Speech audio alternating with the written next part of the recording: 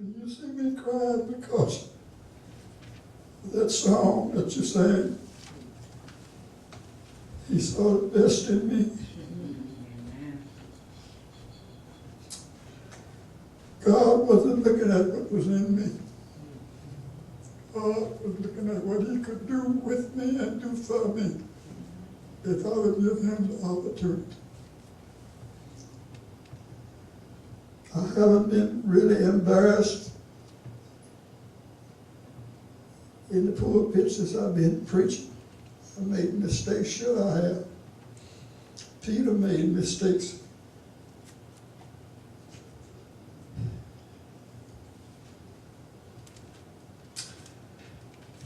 But I tried to stand on the mark, and when I didn't stand on the mark, and didn't live up to what I should have been, I allowed it to be somewhat a guide, somewhat a challenge to me, to be what God wanted me to be. When I first started the preaching, in the first church that I tried to pastor, an old deacon in there, Tom Johnson, no way I can forget it. Because he knew that I didn't know what I was doing and didn't know nothing about pastoring no people and leading no church. But God led him to take me under his wing. And he thought it was his responsibility to make me what God would have me be. And he watched me like a hawk watching a chicken.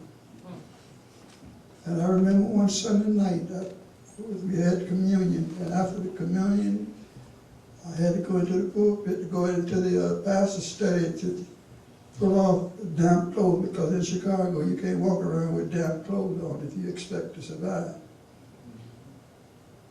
But before I could get the door open, he was in the office with me.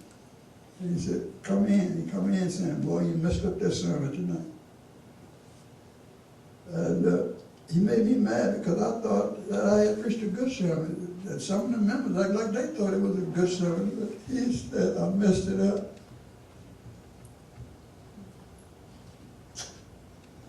And I couldn't find it. I couldn't believe it.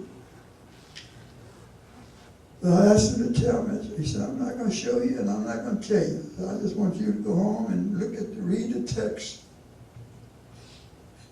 He said, read it for yourself. And don't start trying to preach what you hear some of these preachers preaching. Because you're not going to be able to do it. You're going to have to preach the scripture. And I left that church that night angry with that deacon. And I had to go all the way from the north side of Chicago all the way to the south side where I was living to be able to sound in such description and find what he called messing up. And when I got home and went in the house, the first thing I did was open the Bible. And when I opened the Bible, the first thing I saw was the first thing that stared me in the face was what he was talking about. When I was preaching, I preached that when Jesus was hanging on the cross, the dead came out of the grave and went uptown. And I messed it up because it didn't say they came out while he was hanging on the cross.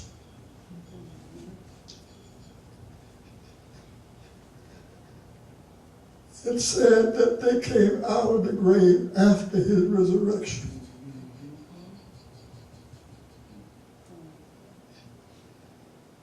And I had wrestled with that all night and got up the next morning and went back over there.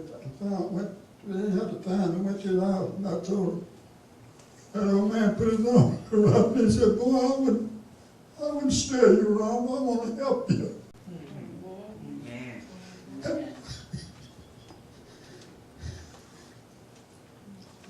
said, as long as you're around where I am, I'm going to be watching you.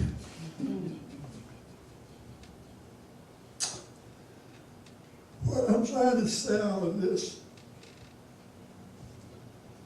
God don't put you out here alone.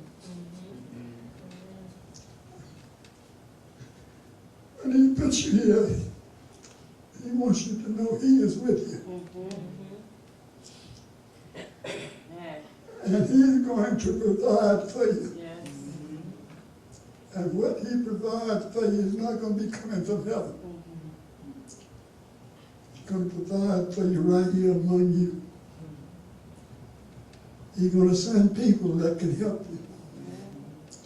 People who will help you. They're not coming for no name. They're coming because God sent them to help you.